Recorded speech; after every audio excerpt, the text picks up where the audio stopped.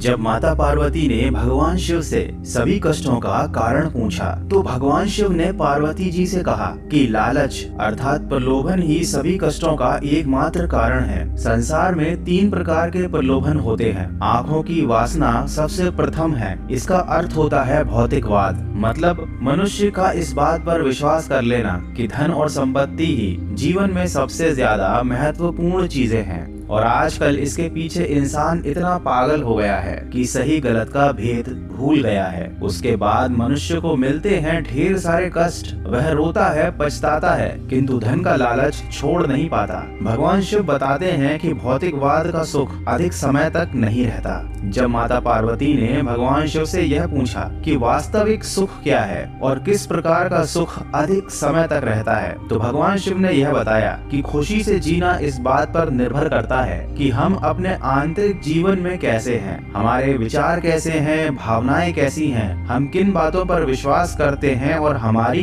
इच्छाएं कैसी हैं। भगवान शिव के शरीर पर लगी राख इसी बात का प्रतीक है कि जीवन में सब कुछ अस्थायी है। दूसरा प्रलोभन है शरीर की वासना अर्थात सुखवाद। यहाँ पर मनुष्य को इस बात पर पूर्ण विश्वास रहता है कि दुनिया का सबसे ज्यादा महत्वपूर्ण काम है आनंद लेना। इसी आनंद लेने के चक्कर में वह जीवन के महत्वपूर्ण कार्य करना छोड़ देता है और फिर यही आनंद उस मनुष्य को सबसे ज्यादा दुख देता है। तीसरा प्रलोभन है जीवन का गौरव, जिसे हम अहंकार भी कहते हैं। इसका अर्थ होता है अपने ही बारे में बहुत अधिक सोचना और यह सोचना कि आप हर किसी से सबसे ज्यादा बेहतर हैं। जब माता पार्वती ने भगवान शिव से पूछा कि वह क्या है जो मानव बुद्धि को नष्ट कर देता है, तब भगवान शिव ने बताया था कि अहंकार मानस बुद्धि को पूर्ण रूप से नष्ट कर सकता है। ये अहंकार आपको बहुत जिद्दी बनाता है और जब आप जिद्दी होते हो तब आप दूसरों की बातें सुनते नहीं हो। अहंकार आपको कहीं नहीं ले जाता, यह आपको स्वयं से बहुत दूर ले जाता है।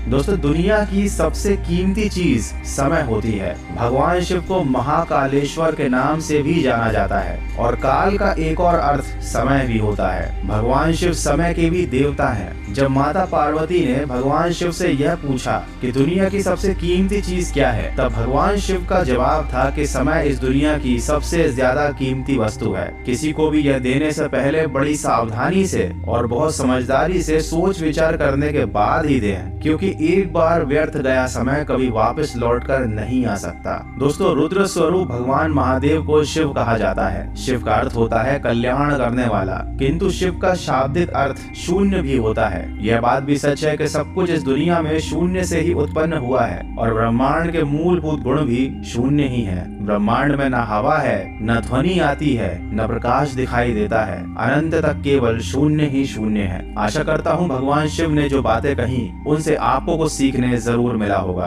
अगर ऐसा है तो इस वीडियो को शेयर जरूर कीजिएगा। और हाँ, कुछ लोग भगवान शिव को नशे जैसी बुरी चीजों के साथ गलत तरीके से जोड़कर प्रदर्शित करते हैं, जबकि हकीकत तो यह है कि भगवान शिव ने संसार के कल्याण के लिए विष पिया था। भगवान शिव से जीवन का मार्गदर्शन लीजिए और एक साधक की तरह, एक तपस्वी की तरह अपने जीवन में सकारात्मक सोच के साथ आगे बढ़ते जाइए। मैं मिलूंगा आपसे अगले वीडियो में जो आपके जीवन में सकारात्मक ऊर्जा को